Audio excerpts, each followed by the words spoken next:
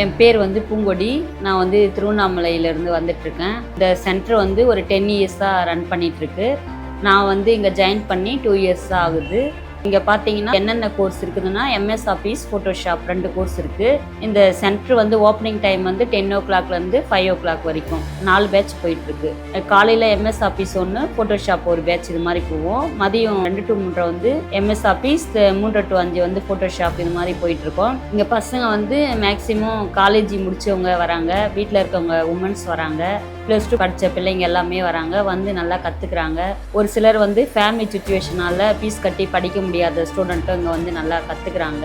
இப்போ வந்து எல்லா இடத்துலையுமே வந்து சிஸ்டம் ஒர்க்கு தான் இருக்குது. சிஸ்டம் இல்லாமல் எங்கேயுமே இருக்காது. ஒரு சில இடங்களில் இருக்கலாம், பட் எல்லா இடத்துலையுமே வந்து சிஸ்டமில் தான் ஒர்க் இருக்குது. அதனால் பசங்க வந்து அதை தெரிஞ்சுக்கிட்டு வந்து நல்லா இன்ட்ரெஸ்டிங்காக கற்றுக்குறாங்க. இந்த டிஎன்பிஎஸ்சி கவர்மெண்ட் ஜாபுக்கெலாம் வந்து எக்ஸ்ட்ரா ஒரு குவாலிஃபிகேஷன் வேறு கேட்குறாங்க. அதுக்கு வந்து சிஸ்டம் இருந்தால் நல்லாயிருக்கும் அப்படின்னு சொல்லி பசங்க வந்து நல்லா கற்றுக்குறாங்க.